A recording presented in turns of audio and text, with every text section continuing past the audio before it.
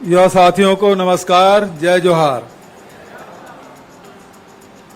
आदरणीय महाराज साहब, उप मुख्यमंत्री टी.एस. सिंहदेव जी और कृषि मंत्री और गृह मंत्री, पीडब्ल्यूडी विभाग के मंत्री, संस्कृति मंत्री, धर्मस्व मंत्री आदरणीय ताम्रध्वज जी और आदरणीय रविंद्र चौबे जी, जिनके पास पंचायत तो है ही, स्कूल शिक्षा है, सहकारिता है, जल संसाधन विभाग के मंत्री आदरणीय रविंद्र चौबे जी, उमेश पटेल जी जो विभागीय मंत्री हैं, उपस्थित विभाग के सभी अधिकारीगण, उपस्थित सभी युवा साथियों। बेरोजगारी भत्ता के तहत अब तक के 1,22,625 युवाओं को बेरोजगारी भत्ता दिया जा रहा है। आज 31 करोड़ 71 लाख रुपया अंतरित किया गया और लगातार ये आंकड़े बढ़ते जा रहे हैं।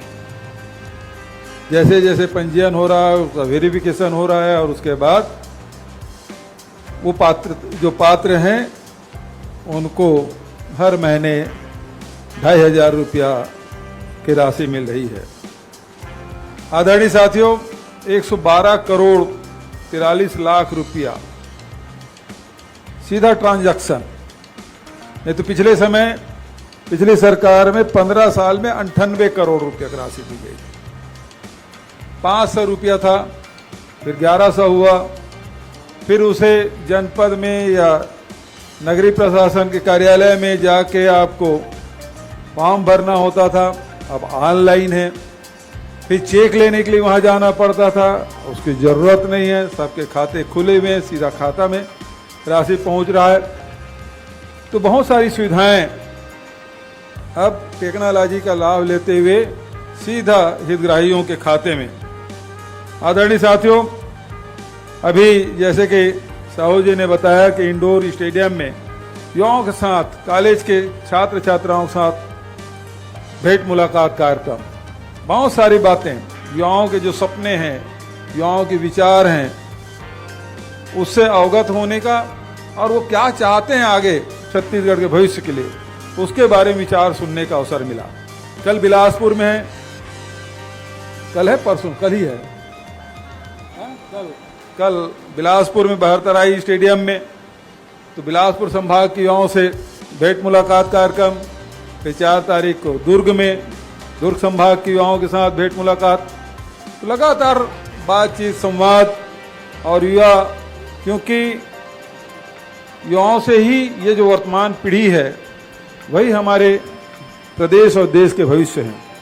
कैसे छत्तीसगढ़ को गढ़ना है वो आप सबके कंधों पर है और इसलिए आपको आर्थिक रूप से, वैचारिक रूप से बहुत मजबूत होना होगा। यदि छत्तीसगढ़ को हम मजबूत बनाना चाहते हैं तो युवा मजबूत होंगे, तब छत्तीसगढ़ मजबूत होगा। और इसलिए मैं पहले दिन ही भाषण दिया था, जब पहली बेरोजगारी भत्ता जब मैंने वितरित किया, तब मैंने कहा था मुझे खुशी नहीं है कि मैं बेरोजगारी भत्ता दे रहा हूं, मुझे खुशी तब होगी जब आपके हाथ में रोजगार होगा। ये बात मैंने कही थी। उसी दिन एक साथी जो खैरागढ़ से आया था, वो बोले भर्ती आप कब खोलेंगे। इत्तेफाक देखिए कि 30 अप्रैल को हमने ये राशि वितरित की और 1 तारीख को सुप्रीम कोर्ट का आदेश, उसमें हमको निर्देश प्राप्त हुआ और मैंने नौजवान साथी से मैंने कहा था, जिस दिन हमको आदेश मिल जाएगा या राजभवन से हमें आदेश मिल जाएगा आरक्षण का, दूसरे दिन सारे समाचार पत्र, सारे इलेक्ट्रॉनिक मीडिया विज्ञापन से भरे रहेंगे रोजगार के लिए। और मुझे बताते हुए खुशी हो रही है, 41,000 पदों के अभी परीक्षाएं चल रही है। कुछ तो ज्वाइनिंग भी हो गया और कुछ लोग अभी परीक्षा दिला रहे हैं। व्यापम में, पीएससी में पहले तो फीस लगता था, अलग अलग विभाग में वैकेंसी निकल रही है तो हर परीक्षा के लिए अलग अलग शुल्क पढ़ाना पड़ता था। घर में माँ बाप परेशान, पढ़ाते तक के तो बहुत खुश रहते हैं माँ बाप, कि हमारे बच्चे पढ़ रहे हैं, पीजी डिप्लोमा हो गया, कि ग्रेजुएशन हो गया, पोस्ट ग्रेजुएशन हो गया, उसके बाद जब घर में बच्चे बैठे रहते हैं तो जेब खर्चा देना उनको अखरता है। आप लोगों को भी मांग के माँ बाप से मांगने में थोड़ा सा संकोच होता, हम लोग इतना पढ़ लिख लें फिर भी माँ बाप पे आश्रित है, तो ये मन में भाव तो होता ही है।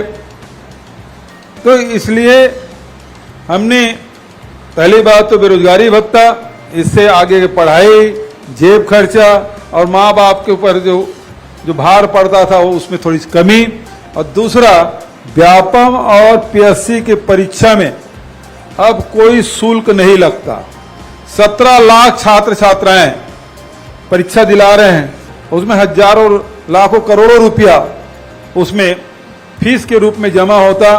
जो मध्यम श्रेणी के लोग हैं, लोअर मिडिल क्लास या गरीब परिवार के लोग हैं, उसके लिए बहुत तकलीफदायक हो जाता है कि थोड़े से पैसे हैं, मैं कौन से विभाग की परीक्षा दिलाऊं, ये बड़ी चिंता होती थी। अब फीस की कोई चिंता नहीं, हर में अटेम्प्ट कर सकते हैं, और यही कारण है कि 17 लाख लोग आज परीक्षा दिला रहे हैं, ये बहुत अच्छी बात है। साथ ही एक बात और कहना चाहूंगा, हमारी सरकार जब से बनी है तब से जितनी भी योजना है उसका हम लोग फॉलो अप लेते हैं। इसके बाद उसके लिए कुछ योजना हम बना के दें। जैसे मैं आपको बताऊं कि लघु अनुपज की खरीदी लगातार हम लोग वर्षों से करते आ रहे हैं, मध्य प्रदेश के समय से चला आ रहा है, लेकिन उसका वैल्यू एडिशन नहीं होता था। सभी लघु अनुपज की खरीदी नहीं होती थी, उसका समर्थन मूल्य घोषित नहीं था। आज 65 प्रकार के लघु अनुपज खरीदी कर रहे हैं, पहले केवल 7 प्रकार का होता था, अब 65 प्रकार के लघु अनुपज, और उसका वैल्यू एडिशन, जैसे बस्तर में, जसपुर में काजू जंगलों में संग्रहित करते हैं हमारे, लेकिन उसको व्यापारियों को औने पौने दाम में बेच देते हैं, उसका प्रोसेसिंग हम लोग करवाते हैं। अब सब जगह प्रोसेसिंग यूनिट लगा दिए, तो जो काजू 50-60 रुपए किलो में बेच देते थे कच्चा को, उसे प्रोसेसिंग करने के बाद वही काजू 1500 से लेकर 1900 रुपया किलो बिक रहा है। तो उससे लोगों को रोजगार, ज्यादा आमदनी, एक तो प्रोसेसिंग प्लांट लगा तो इससे लोगों को रोजगार मिल रहा है, दूसरा जो संग्राहक है उसको ज्यादा रेट मिल रहा है।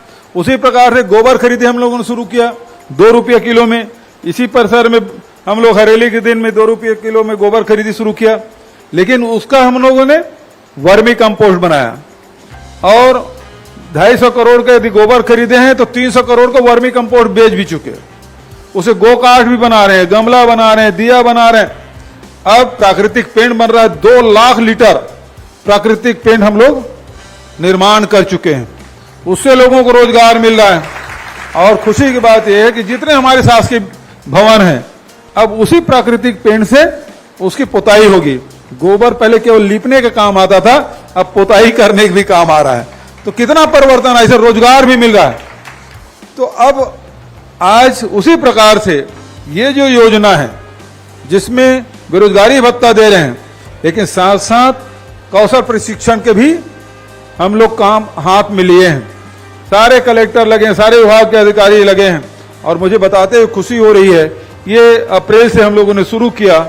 1,22,000 जब बेरोजगारी भत्ता दे रहे हैं, 6,000 लोगों को अभी तक के हम लोगों ने रोजगार से जोड़ दिए हैं। अभी बहुत सारे जो नौजवान बच्चे बच्चियां हैं, सबको प्लेसमेंट एजेंसी के माध्यम से उनको रोजगार मिला है। किसी को 10,000, किसी को 15,000, 17,000 रुपया वो कमाने लगेंगे। तो इसको और बढ़ावा देना है। इसके लिए भी हम लोगों ने, हमारे यहाँ जो 300 से अधिक हमारे पास ITI है, तो उसको अब आधुनिक तरीके से, जो देश और दुनिया में नए नए टेक्नोलॉजी आ गया है, उसको भी ट्रेनिंग देना है। उसके भी ट्रेड हम लोगों ने अभी 1186 करोड़ रुपया उसमें इन्वेस्ट करेंगे, और टाटा से हमारा MOU हुआ है, और बहुत जल्दी वो स्थापित भी करेंगे, और ट्रेनिंग कार्यक्रम भी चलेगा, और उससे लगभग 10,000 लोगों को रोजगार मिलेगा। उसी प्रकार से आपने देखा होगा, अभी तक के जो हमारे सरकार की जो उद्योग नीति है, उसके तहत करीब 2218 उद्योग हम लोगों ने स्थापित किया।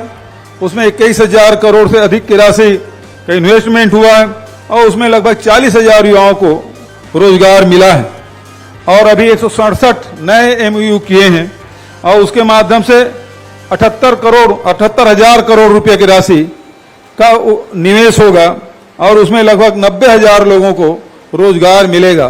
तो लगातार हमारी कोशिश ये है कि एक तरफ सरकार का पैसा भी लगे, निवेशक भी आए, लोगों को रोजगार मिले, रोजगार मूलक जितने कार्य हैं उसको हम लोग हाथ में ले रहे हैं और आने वाले 5 सालों में हमारी कोशिश होगी कि 12 से 15 लाख लोगों को रोजगार हम दिला सके, हमारे युवाओं को, ये हमारी कोशिश होगी। तो आज बेरोजगारी भत्ता जिन साथियों को प्राप्त हुआ सबको बधाई और शुभकामना देते हुए अपनी वाणी के विराम देता हूं। धन्यवाद। जय हिंद, जय छत्तीसगढ़।